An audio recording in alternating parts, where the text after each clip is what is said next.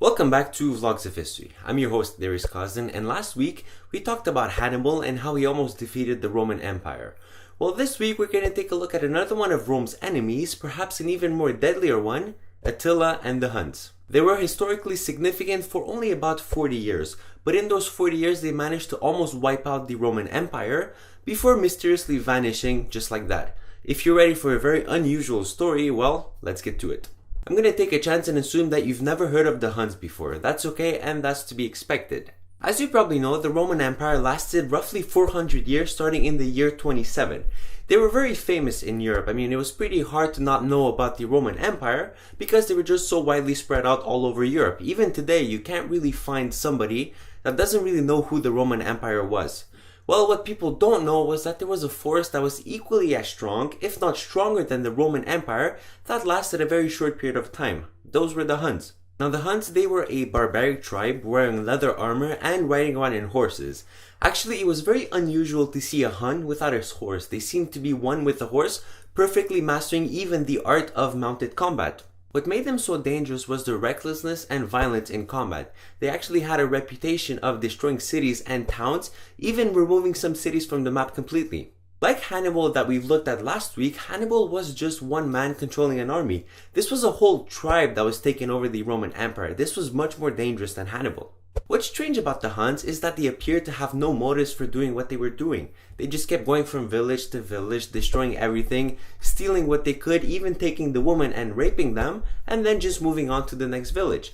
They also didn't have the intention of settling down anywhere. They just kept going and going. Now imagine if you were living in Europe at the time and you heard about a tribe that was destroying village after village without no apparent reason. You probably would be pretty scared, wouldn't you?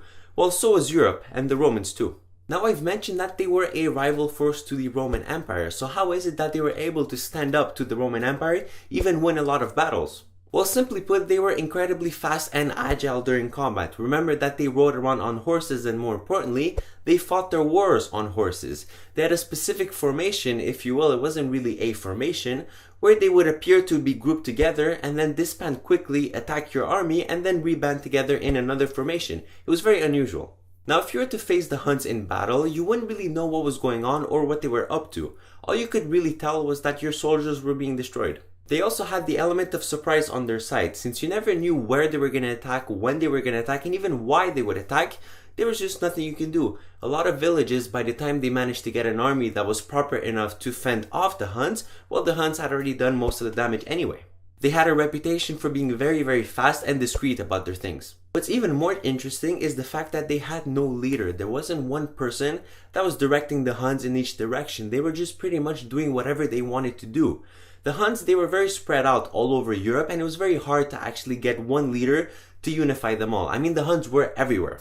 You even had some Huns that were part of the Roman Empire fighting with the Roman army. It was very unusual, but that's because they were so spread out that you were bound to find Huns everywhere. Now, sometime after, without giving you too many details, because quite frankly, it's really unsure what happened, something happened and somebody died that the power over the kingdom, if you want to call it over the kingdom because it wasn't really unified, was given to two brothers, Attila and Bleda.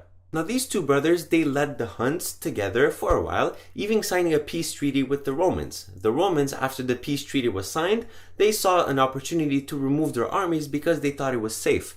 Attila and Bleda, being the sneaky leaders that they were, saw themselves an opportunity to attack behind Rome's back, and so they did. They massacred Roman cities, breaking the treaty, and even got as close as 20 miles off the Roman capital, Constantinople, at the time. They had learned a lot about siege warfare from the Huns that were fighting with the Romans. The Romans were very well known for having big equipment to take down cities, and since some of the Huns worked for the Romans, it was easy to get that knowledge back to the Huns. Attila, one of the brothers, became the most famous Hun leader after Bleda, the other brother, was mysteriously vanished from records. Some say that Attila had him killed just so that he could rule over the Huns by himself. He was very brutal and conquered many Roman cities. Everybody feared him, and he sort of built himself an image of fear that he spread out all over Europe. The Romans were actually paying him a Roman general's salary, even though he was fighting against them. This was just their attempt to calm down the situation.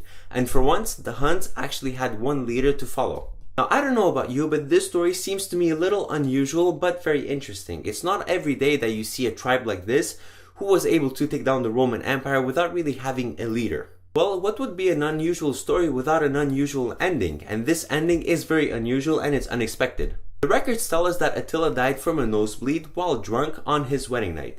He didn't die in war, he didn't die by the sword, nor did he die by the Romans, he died by a nosebleed. After his death, he passed down his kingdom to his 3 sons. Each one of his sons had his own selfish interest at heart and caused the unification that Attila had built for the Huns to be completely disappeared. Now, since the Huns were so spread out all over Europe, they just dropped their Hun identity and assimilated to the local culture. Now, in the beginning of this video, when I mentioned that the Huns mysteriously disappeared, I wasn't lying. They actually did disappear, but not because they just vanished, they just became the local cultures.